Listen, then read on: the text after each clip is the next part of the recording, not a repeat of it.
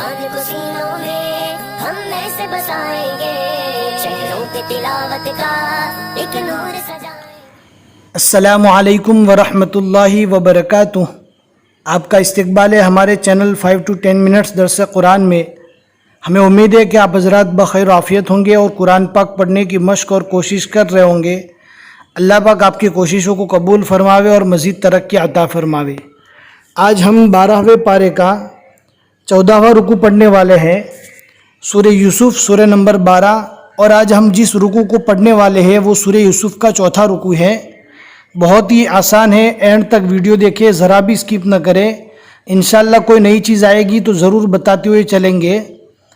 लेकिन आज का सबक शुरू करने से पहले आपको एक खुशखबरी देना चाहते हैं कि अल्हम्दुलिल्लाह अल्लाह के फजल व करम से आज हमारे चैनल पर हमारे स्टूडेंट्स की तादाद 10,000 मुकम्मल हो चुकी हैं, जिसको हम एक फ़ैमिली भी कह सकते हैं। और ये सब आपकी दुआओं की बरकत से। अल्लाह पाक हमारी इस मेहनत को कबूल फरमावे और आपको भी मखारिज और तजवीद के साथ कुरान पाक पढ़ना, सीखना और सिखाना आसान फरमावे। आप हमें कमेंट में ज़रूर बताइए कि आपको हमारे चैनल से क्या क्या फ़ायदा हुआ। अब हम आज का सबक शुरू करते हैं। आपको ध्यान से सुनना है, समझना है और आपको भी याद करने की पूरी कोशिश करना है।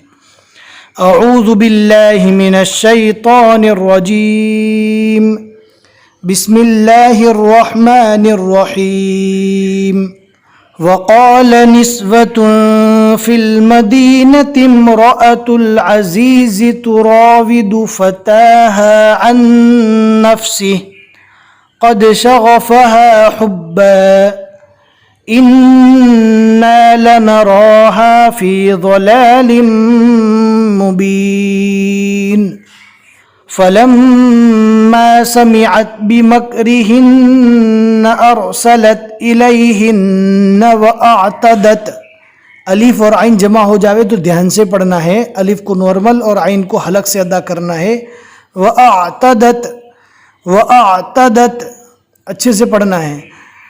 वअअतदत लहुन्न मुत्तकअन वआतत कुल्ल वाहिदिन मिनहुन्न सिक्कीनन वक़ालत इख़रुज अलैहिन्न फलम्मा रअयनहु अकबरनहु वक़त्तअन। कौफ और तो को अच्छे से पूरा पढ़ना है। वक़त्तअन अयदियहुन्न वक़ुल्न हाश लिल्लाहि मा हाज़ा बशरा। अगर पूरा सांस नहीं रहता है तो बीच में रुक जाना है, जैसे कि वक़त्तअन अयदियहुन्न, यहाँ पे रुक गए। अब वक़त्तअ से वापस पढ़ेंगे।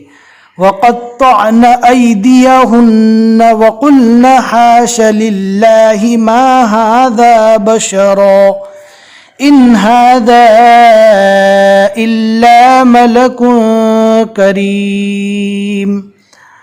क़ालत फ़ज़ालिकुन्न अल्लज़ी लुम्तुन्ननी फ़ीह वलक़द रावद्तुहु अन नफ़्सिही फ़स्तअसम वलइन लम यफ़अल मा आमुरुहु लयुस्जनन्न वलयकूनन मिनश साग़िरीन। क़ाल रब्बिस्सिज्नु अहब्बु इलय्य मिम्मा यदऊननी इलैहि वइल्ला तस्रिफ़ अन्नी कैदहुन्न अस्बु इलैहिन्न वअकुम मिनल जाहिलीन।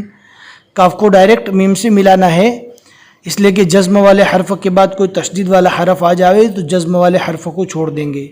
वअकुम मिनल जाहिलीन।